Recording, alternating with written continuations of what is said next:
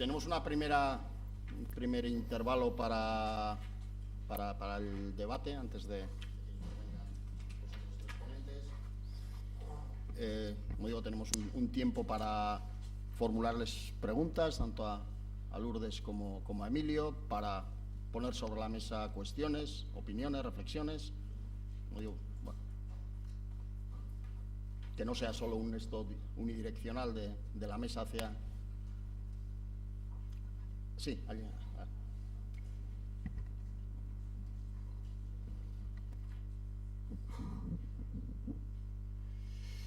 Bien, sobre las exposiciones esas anteriores, pues yo tengo unas dudas, unos interrogantes o una súplica, vamos, o sea, se ha hecho gala de contar con un archivo documental muy importante en relación a todo el tema del franquismo y a las víctimas, y el problema que tenemos, de hecho, es la duplicidad de esfuerzos, la falta de accesibilidad a esa documentación, etcétera, desde las asociaciones memorialistas, ¿no?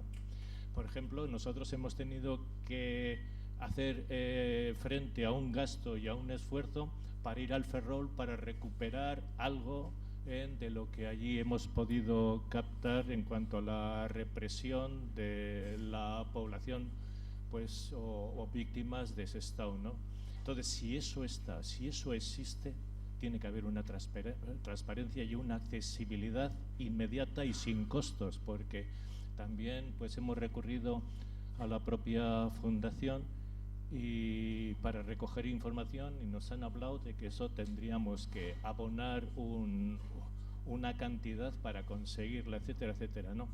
Y es algo que yo no achaco, ¿no?, a la fundación, porque siendo una fundación, pues de una entidad privada, pues puede hacer y deshacer según entienda, ¿no? Pero desde el punto de vista de la institución, sí, toda esa información y toda esa documentación tenía que haber una accesibilidad sin problemas y tal, porque supone unos esfuerzos, una dispersión, una duplicidad que habría que, bajo nuestro punto de vista, tratar de evitar, ¿no?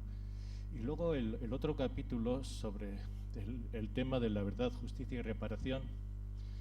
Nosotros estamos preocupados por los procedimientos que se están utilizando en las exhumaciones, ¿no? ¿Cuál es el objetivo? El desaparecido aparece, se identifica, se le proporciona los restos a la familia y pueden hacer un entierro, o sea, después de identificarlo, un entierro digno y un reconocimiento, ¿no? Pero eso no es verdad, ni justicia ni reparación bajo nuestro punto de vista. No hay una investigación, no hay una presencia judicial, no se sabe, no hay constancia de quién y por qué y cuándo y cómo se les ha asesinado, quiénes son los responsables, y por lo tanto no hay una judicialización de todo ese procedimiento. Yo no sé si con estos esfuerzos, aun siendo dignos, no estamos dando carpetazo al tema, ¿no? No estamos dando un cierto apoyo a la impunidad, porque si no hay una investigación, si no hay victimarios, si no se les lleva ante la justicia y se aplica la justicia, no puede haber reparación. La filosofía es de ir al relato y luego cerrar el caso con una pretendida reconciliación, ir hacia la reconciliación. No. Estamos hablando de otras cosas, ¿no? Bajo nuestro punto de vista, yo creo que actuando de una u otra forma podemos estar cerrando el paso y el camino a poder ejercer la justicia y la reparación digna, ¿no? Bueno, esas dos cositas. Bueno, yo voy a contestar a la segunda pregunta.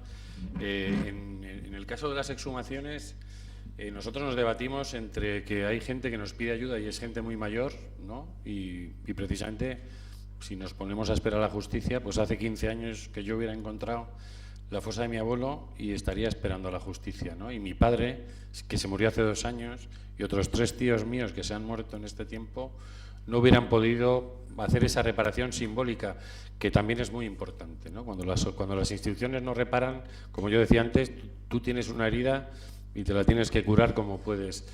Pero en ese caso los cuerpos no desaparecen, los cuerpos mantienen sus signos de violencia, los restos mantienen su ADN, si lo tenían, digamos, reconocible, y precisamente la causa argentina contra el franquismo se abrió por una exhumación hecha 5 años antes de que se presentara esa causa, lo cual quiere decir que las exhumaciones evidentemente tienen una utilidad camino de la justicia. Lo que no puedes hacer es achacar a quienes estamos haciendo eso, creo yo, la prevaricación que hacen muchos jueces, que según la ley de enjuiciamiento criminal, cuando aparecen restos humanos con signos de violencia y sin signos de violencia, los jueces tienen el deber de presentarse a recoger información. Si nosotros lo denunciamos y ellos no lo hacen, en ningún caso somos responsables. Pero lo que no podemos hacer, cuando en estos actos que han aparecido en algunas fotos de entrega de restos, lo que muchas veces dicen los hijos, acercándose a los voluntarios, les agarran del brazo y les dicen ya me puedo morir tranquilo. Eso es una frase que yo he oído muchas veces. Eso también es un derecho, que quizá no está escrito en ninguna constitución, pero hay gente, como mi abuela, que ojalá se hubiera muerto tranquila, que se murió con la lengua mordida durante 40 años, y ojalá se hubiera podido morir más tranquila, aunque no fuera por la intervención de un juez, si alguien le hubiera ayudado a hacerlo 2 años antes de que se abriera la fosa de mi abuelo, de su marido, porque era un deseo que ella tenía, ¿no? Entonces, los cuerpos no desaparecen, quiero decir, en Argentina, en otros países donde ha habido procesos judiciales, bueno, no voy a decir más intensos que aquí, porque aquí no ha habido ninguno, ha habido exhumaciones antes. Y los informes que hace la Sociedad de Sananzadi son perfectamente válidos si un juez quiere que sean válidos. De hecho, Francisco Echeverría envió un gran informe a la jueza argentina que resume su trabajo en estos años, ¿no? Entonces, la propia exhumación tiene algo de reparación, tiene algo de verdad, porque solo hay que ir a una exhumación para escuchar. Una fosa es una boca y mucha gente que ha estado callada empieza a hablar. Es un ritual en el que de pronto se conocen muchísimas cosas, ¿no? Entonces, tiene una reparación fundamental. Evidentemente, que por ejemplo en un pueblo donde han hablado mal siempre de esas familias, de pronto gire eso y vaya gente de fuera y va a ayudarlas y entonces reconoce que ellos fueron los que estaban donde había que estar para defender la democracia, eso también es reparación. Nosotros podemos hacer una justicia civil, por decirlo, ¿no? Que es ayudar a esa gente, ayudar a que se conozca lo que pasó, etcétera, etcétera. Pero en ningún caso hay ninguna obstaculización. El día que un juez quiera investigar esto, va a tener decenas de informes llenos de información sobre las exhumaciones, sobre los restos, con pruebas de ADN, con documentos, etcétera, etcétera, para incorporarlo en su causa, ¿no? Y yo digo, el ejemplo de la causa argentina es más que evidente.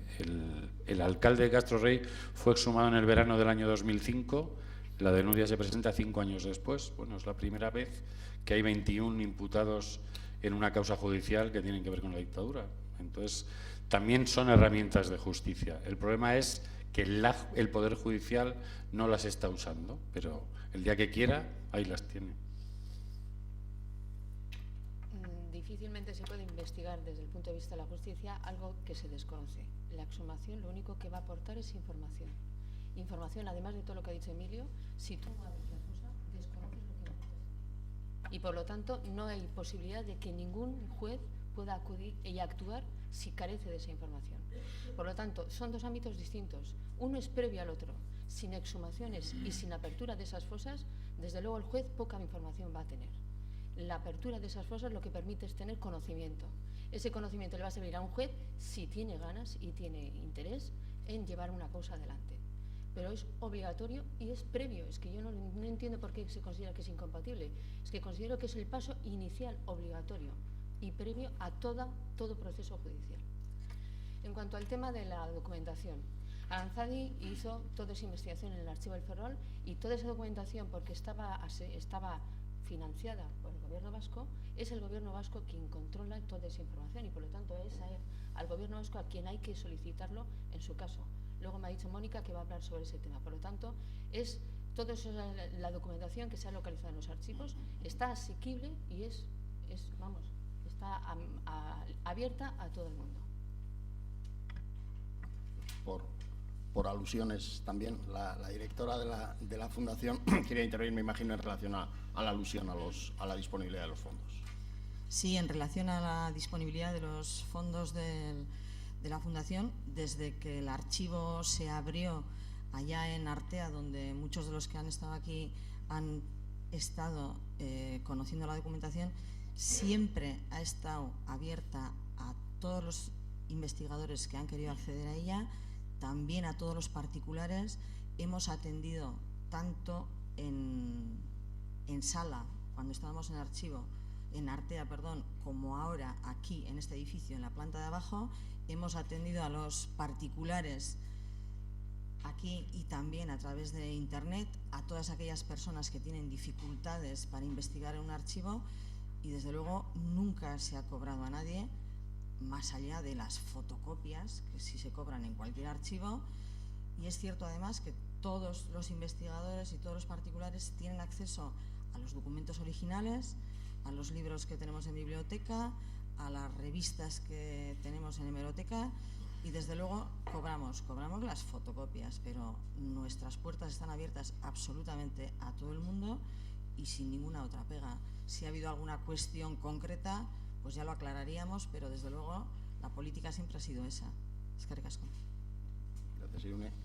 Yo lo único que puedo decir es que como investigador creo que yo y buena parte de los que estamos aquí podemos dar fe de ello. Bien, ¿hay alguna? Bye. Egunon, no sabía si intervenir aquí o en la segunda parte donde se habla de políticas públicas, pero voy a tratar de ser breve porque ha habido varias referencias de cosas que ya estamos haciendo.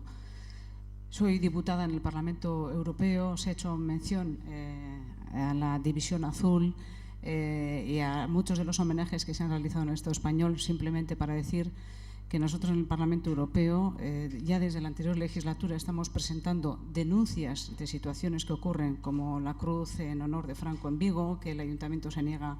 Hemos puesto en conocimiento de la Comisión, le hemos recordado que hay una decisión marco del año 2008 que obliga a los Estados a denunciar y a actuar cuando se producen homenajes de estas características, incluida la División Azul, la Legión Cóndor, a lo largo de todo el Estado español, y por tanto esas iniciativas están ahí.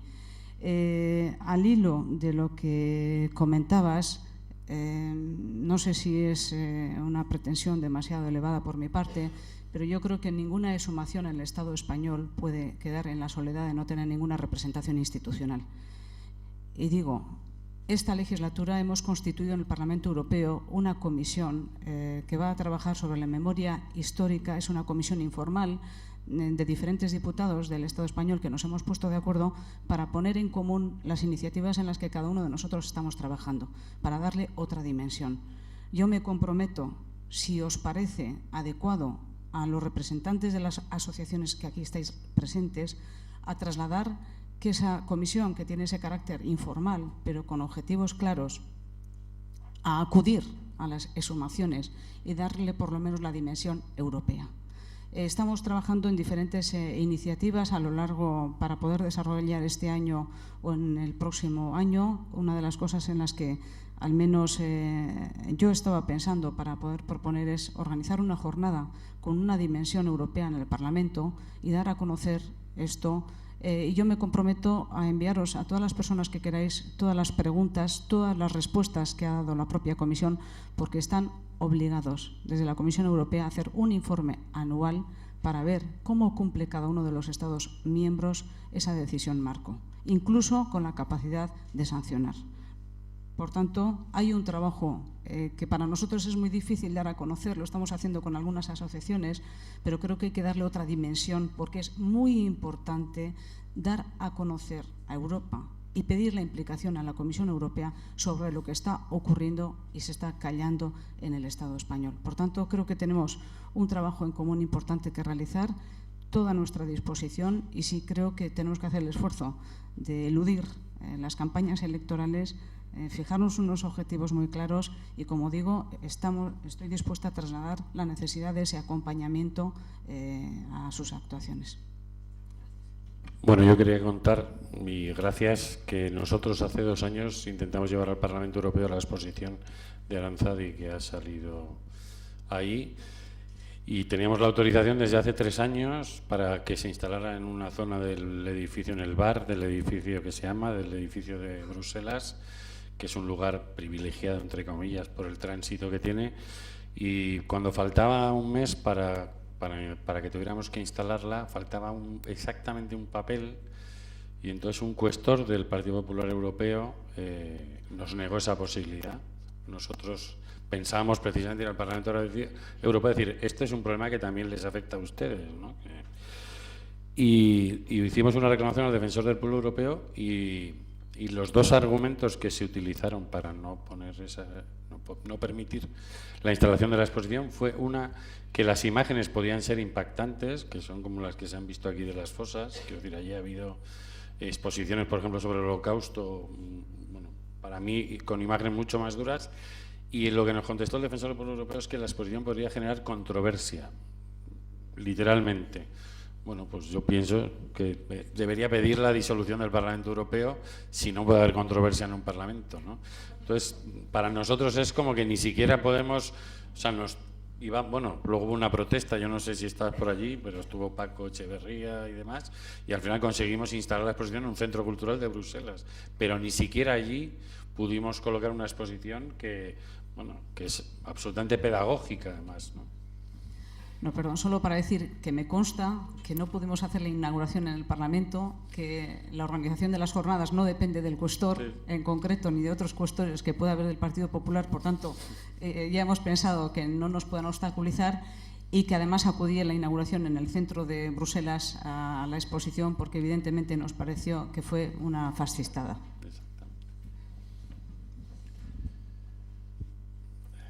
Bien. Vaya.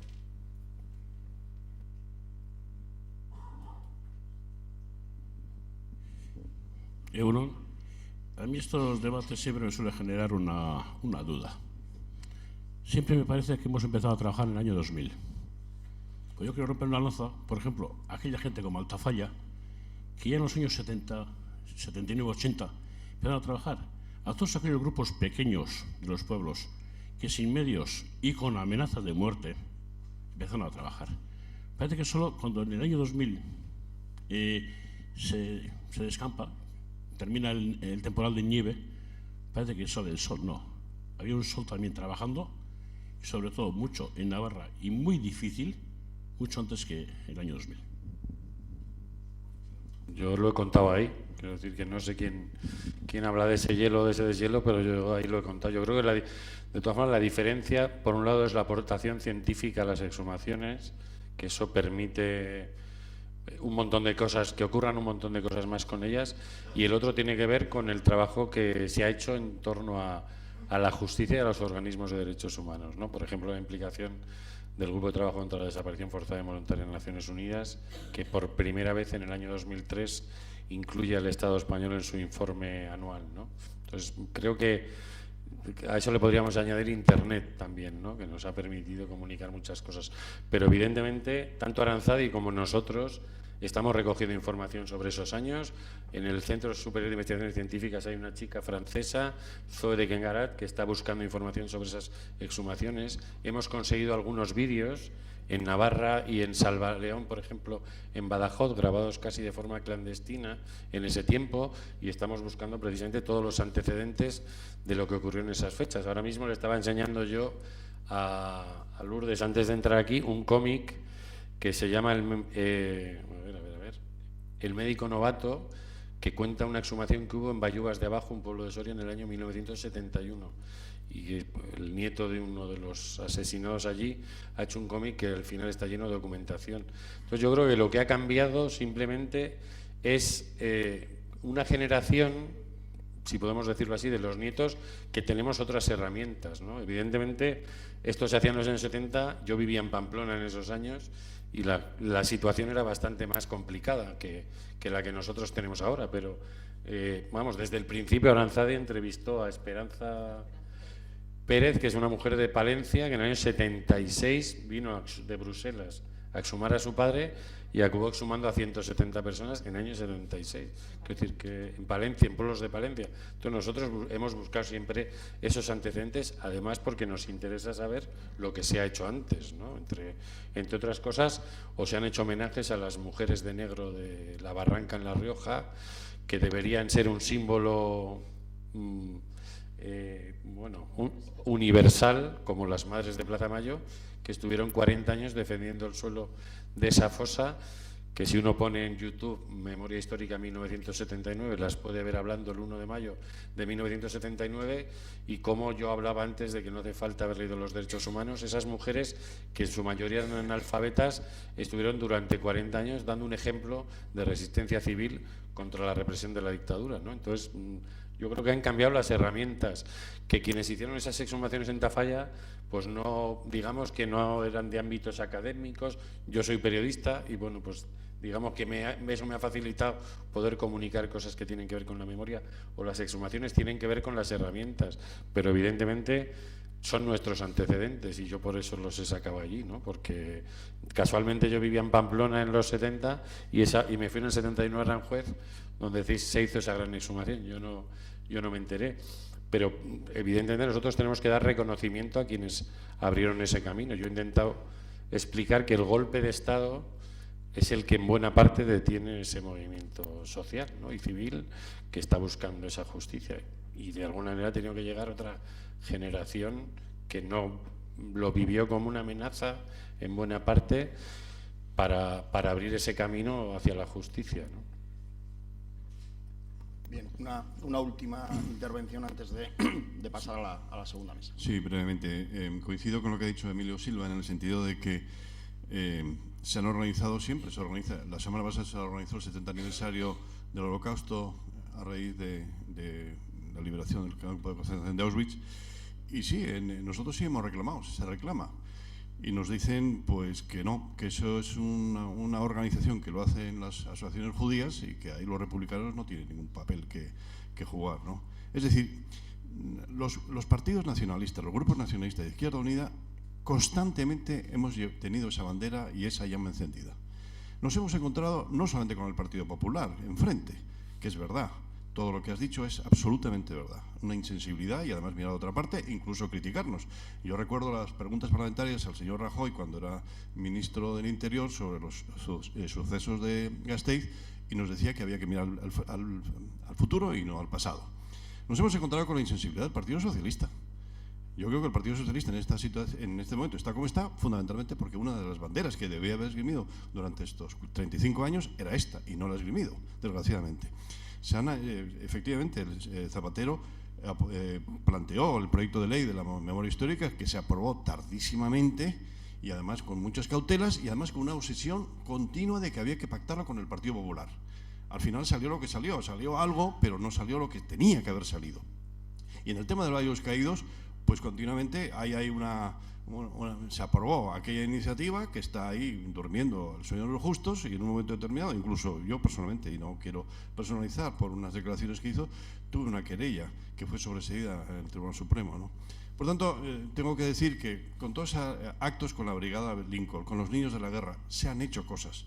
No han tenido ninguna repercusión porque la prensa ha jugado también en este papel con el Partido Popular y con el Partido Socialista para no tocar estos temas. Por tanto, yo estoy totalmente de acuerdo con lo que ha dicho Silva, y habría que hacer muchísimo más, y yo confío que en la siguiente legislatura esto va a cambiar.